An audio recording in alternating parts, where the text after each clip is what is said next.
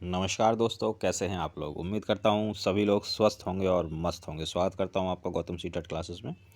आज की क्लास की बात करते हैं तो देखिए दोस्तों, सीटेट का जो आपका सेकंड पेपर होता है और उस सेकंड पेपर में जो लोग सामाजिक सामाजिक वर्ग से भरते हैं उनके पेपर में सामाजिक अध्ययन जो है एसएसटी जो है वो 60 मार्क्स की आती है। ये 60 मार्क्स में से जो 15 नंबर हैं वो तो आपके पैडा के आते हैं, जो कि हम नेगेटिव पॉजिटिव से सॉल्व करते हैं और बड़ी आसानी से वो सॉल्व हो जाते हैं। कोई प्रॉब्लम नहीं, बस आप नेगेटिव पॉजिटिव को समझ लो। और मैं ये कई बार बता चुका हूँ नेगेटिव पॉजिटिव कैसे समझना है। बाकी जो आपके 45 मार्क्स बचेंगे वो जो एनसीईआरटी की बुक्स हैं 6ठी 7वीं और 8वीं की, और कुछ नहीं, और कुछ मत खरीदना, सिर्फ इन्हीं किताबों को पढ़ना, उसमें से 45 नंबर का आएगा। और ये 45 नंबर इतने ज़्यादा महत्वपूर्ण होते हैं कि आपका सीटेट इसी से क्लियर होगा। आप कुछ भी कर लो, जब तक इसमें से आपके 30 नंबर नहीं आएंगे आपका सीटेट क्लियर नहीं होगा। इसलिए इनको पढ़ना बहुत ज़रूरी है। तो भैया आपने कितना पढ़ा कितना नहीं पढ़ा उसी की तैयारी को है थोड़ा चेक कर लेते हैं। आज मैं 20 प्रश्न आपके लिए लेके आया हूँ। मुझे लगता है ये प्रश्न इंपॉर्टेंट हैं, पेपर में आ सकते हैं। तो देखते हैं आपने कितनी तैयारी की, आपका कितना स्कोर आएगा। जितना भी स्कोर आए मुझे बताएं ज़रूर प्लीज़, आपको भी पता चल जाएगा कि हाँ भाई आपने इतनी तैयारी की हुई है। चलिए आज का पहला प्रश्न देखते हैं, जल्दी जल्दी इसको करेंगे क्योंकि इसमें हम ज़्यादा समय बर्बाद ना करें। इसमें मुझे कुछ समझाना नहीं है, बस क्वेश्चन और आंसर, इसके अलावा और कुछ है ही नहीं। बागान जो वाणिज्यिक कृषि का एक प्रकार है को भारी मात्रा में किसकी आवश्यकता होती है। पूंजी व भूमि, केवल पूंजी, भूमि और श्रम, श्रम और पूंजी। चलिए आंसर कीजिए फटाफट। देखिए ये बहुत ही इंपॉर्टेंट टॉपिक है। इसमें से 45 नंबर का आएगा जैसा कि मैंने अभी बताया, इसलिए इसको करें जरूर। इसका आंसर होगा फर्स्ट, पूंजी और भूमि। पूंजी और भूमि। अगला प्रश्न देखेंगे, निम्नलिखित में से कौन सी विशेषता बौद्ध और जैन दोनों धर्मों में है। पहला देखेंगे, मुक्ति पाने के लिए मनुष्य को अपने वस्त्रों सहित सब कुछ त्यागना होता है। अधिक पाने की निरंतर इच्छा को मध्य मार्ग अपनाकर समाप्त किया जा सकता है। केवल वही सच्चा ज्ञान प्राप्त कर सकते हैं जो घर त्याग देते हैं। इन दोनों धर्मों में मुक्ता व्यापारियों का समर्थन होता है। आंसर बताएं प्लीज। देखिए इसका आंसर होगा थर्ड, केवल वही सच्चा ज्ञान प्राप्त कर सकते हैं जो घर त्याग देते हैं। अगला प्रश्न देखेंगे, निम्नलिखित में से किसने कहा था कि उच्च जातियों का उनकी भूमि पर कोई अधिकार नहीं है, क्योंकि वास्तव में भूमि का संबंध देशज लोगों से है, अर्थात तथाकथित निम्न जातियों से। किसने ये बात कही थी, किसकी सेइंग है, फटाफट बताएं प्लीज। घासीदास, ज्योतिराव फूले, श्री नारायण गुरु या हरिदास ठाकुर। तो भाई ये बात कही थी हमारी ज्योतिराव फूले ने। अब इसके आंसर आपको कैसे मिलेंगे, कैसे पता चलेंगे इनके आंसर। एनसीईआरटी की बुक्स पढ़िए, 6ठी 7वीं 8वीं की 10 किताबें हैं। 10 की 10 किताबों को रट डालो, 100% सीटेट में 100+ स्कोर करोगे। शाहजहां द्वारा दीवाने आम बनवाने के संदर्भ में निम्नलिखित में से कौन सा कथन उपयुक्त है। तो ये आपने जब पढ़ा होगा तभी आप इसको बता पाएंगे। प्रजा में संतोष बेहतर शासन में सहायता करता है। अपराध की दर को नियंत्रित करना आवश्यक था। ताजमहल का सफ़ेद संगमरमर शांति का प्रतीक है। राजा का न्याय छोटे बड़े को एक समान बनाता है। जी हाँ, आंसर बताएं इसका कौन सा होगा। प्रजा में संतोष बेहतर शासन में सहायता करता है। शाहजहां द्वारा जो दीवाने आम बनाया गया था वो इसी संदर्भ में बनाया गया था। अगला प्रश्न देखेंगे, तमिलनाडु के चिंगलेरपुर जिले में उत्तरामेरूर के शिलालेख में निर्धारित नियम के कारण निम्नलिखित में से कौन सभा के सदस्य नहीं बन सकते। वे जिनके अपने घर थे, वे जिन्होंने अपना हिसाब किताब नहीं दिया था, 35 से 70 वर्ष की आयु के लोग, वेदों का ज्ञान रखने वाले लोग। कौन लोग थे जो सदस्य नहीं बन सकते थे। इसका आंसर करें।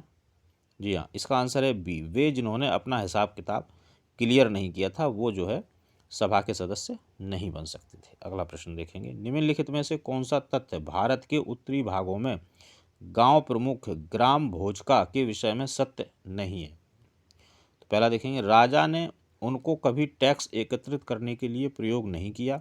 दूसरा देखेंगे, प्राय उनके पास दास होते थे और वह भूमि पर खेती करने के लिए मजदूरों को लगाया करते थे। तीसरा है, वह प्राय बड़ा भूस्वामी होता था, उसको पद विरासत में मिलता था। चारों में से आंसर बताएं कौन सा होगा। इसका आंसर होगा ए, राजा ने उसको कभी टैक्स एकत्रित करने के लिए प्रयोग नहीं किया था। मृदा के कौन से गुण का निर्धारण जनक चट्टान करती है। मृदा का जमाव, रासायनिक गुण, पारगम्यता एवं संरचना, अपक्षय की दर, खाद, मिट्टी, मृदा की मोटाई। बताएं। तो भाई रासायनिक गुण, पारगम्यता एवं संरचना, ये जनक चट्टान जो है ये इसका निर्धारण करती है इस गुण का। धरातल के निकट पाए जाने वाले खनिजों को साधारणतः खोदकर निकालने की प्रक्रिया क्या कहलाती है? विवृत खान खनन, सिंटरन, उत्खनन या निस्तापन। तो भाई इसका आंसर होगा उत्खनन। देखिए 6ठी 7वीं 8वीं किताबें पढ़ लो, ज़्यादा नहीं है, बस 10 किताबें हैं। बाकी भाई पैडा की सीडी और पैडा की अगर मैं बात करूं तो मेरे चैनल से अच्छा आपको मुश्किल ये जो कहीं मिले। आप ये मत सोचना मैं अपनी तारीफ़ कर रहा हूँ, आप कंपेयर कर लो। जो लोग 10 दिन भी मेरे चैनल पर रुक गए वो कहीं और नहीं जा सकते सीडीपी के लिए, गारंटी मैं देता हूँ। क्योंकि पॉजिटिव और नेगेटिव का मेथड आपको ऐसा बना देगा कि आप क्वेश्चन देखोगे और आपको आंसर पता होगा कि ये आंसर है, और बिना किसी डाउट के। अगला प्रश्न देखेंगे, इसलिए आप गौतम सीटेट पर रहें और सीटेट क्लियर कर लें। निम्नलिखित में से कौन सा कार्य राज्य सरकार का है? नई दिल्ली और वास्को डी गामा के बीच नई गाड़ी चलाना, 1000 रुपये का नोट का नया डिजाइन लागू करना, पाकिस्तान बांग्लादेश के साथ शांतिपूर्ण संबंध, 10वीं कक्षा में बोर्ड परीक्षा को बंद करना। बताएं। तो भाई इसमें राज्य सरकार का कार्य है 10वीं कक्षा में बोर्ड परीक्षा को बंद करना। बाकी जो कार्य हैं ये केंद्र सरकार के हैं। दुनिया की प्राचीनतम चट्टानें निम्न में से कहाँ स्थित हैं? बताएं। दक्षिण भारत, हवाई द्वीप, ऑस्ट्रेलिया, पश्चिमी ऑस्ट्रेलिया, दक्षिणी अफ्रीका। आंसर है सी, पश्चिमी ऑस्ट्रेलिया में सबसे प्राचीन चट्टानें पाई जाती हैं। अगला प्रश्न देखेंगे, कच्चे माल को अधिक मूल्यवान उत्पाद में बदलने वाली क्रिया को क्या कहा जाता है? आर्थिक क्रिया, तृतीयक क्रिया, प्राथमिक क्रिया या द्वितीयक क्रिया? जल्दी से बताएं प्लीज़। तो भाई इसको हम कहेंगे द्वितीयक क्रिया। द्वितीयक क्रिया में क्या होता है कि भाई अधिक मूल्य वाली वस्तु बन जाती है, यानी कि जैसे आपने कोई चीज़ खेती से निकाली, कपास निकाला और कपास से फिर कपड़ा बना दिया तो फिर वो ज़्यादा मूल्य का जाएगा, ये द्वितीयक क्रिया कहलाती है। अपैची और क्रो निम्नलिखित में से क्या हैं? अमेरिका के म्यूजिक बैंड हैं, पर्यावरण का वृत्त चित्र हैं, उत्तरी अमेरिका के कबीले हैं या कीनिया के घुमंतु यानी कि खाना बदोश हैं? तो ये भाई उत्तरी अमेरिका के कबीले हैं अपैची और क्रो। अगला प्रश्न देखेंगे, निम्नलिखित में से कौन सा सनराइज उद्योग का एक उदाहरण है? कागज का उद्योग, पटसन उद्योग, खाद्य तेल उद्योग या सूचना प्रौद्योगिकी उद्योग? इसका भी आंसर जल्दी से करिए। मैं उम्मीद करता हूं कि आपके क्वेश्चन ज़्यादा से ज़्यादा ठीक हो रहे होंगे। अगर आप तैयारी कर रहे हैं, 6ठी 7वीं 8वीं की एनसीईआरटी की बुक्स पढ़ रहे हैं तो आप जरूर 100% करेंगे। निम्नलिखित में से किस क्षेत्र को विश्व का फलोद्यान कहा जाता है, यानी कि जहाँ सबसे ज़्यादा फल होते हैं? बताएं। भूमध्य क्षेत्र ऑस्ट्रेलिया में क्वींसलैंड, दक्षिण अफ्रीका ऑरेंज क्षेत्र, भारत की कश्मीर घाटी। तो भाई जो भूमध्य क्षेत्र हैं इनमें सबसे ज़्यादा फल पाए जाते हैं। निम्नलिखित में से कौन जहाज़ों के नौकायन में सहायता करता है? ऐसे क्षेत्र जहां गर्म समुद्री धाराएं व शीत समुद्री धाराएं मिलती हैं, समुद्री धाराओं का क्षेत्र, उच्च ज्वारीय क्षेत्र, कम ज्वार का क्षेत्र। बताइए। भाई देखो ये तो ऐसे क्वेश्चन है कि ये फटाफट ही होते हैं, तो आते हैं तो आते हैं, नहीं तो नहीं आते, इसमें समझना तो कुछ है नहीं, इसलिए फटाफट किया करो। अगला प्रश्न, इसका आंसर 3rd है। अगला प्रश्न देखते हैं, पृथ्वी द्वारा प्रसारित यानी कि प्रेषित रेडियो तरंगों को वापस पृथ्वी पर कौन परावर्तित करता है? समतापमंडल, तापमंडल, ब्रह्ममंडल या मध्यमंडल?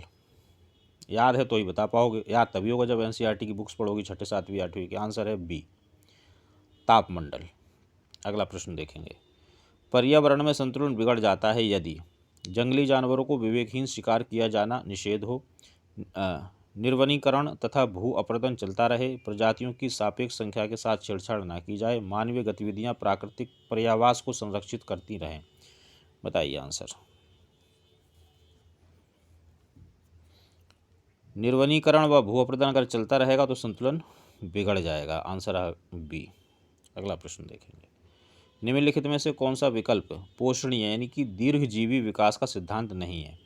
पर्यावरण के प्रति व्यक्तिगत रवैये और व्यवहार में परिवर्तन, मानव जीवन की गुणवत्ता में बढ़ोतरी, प्राकृतिक संसाधनों का अधिकतम प्रयोग, जीवन के प्रत्येक प्रकार का सम्मान और उसकी देखभाल।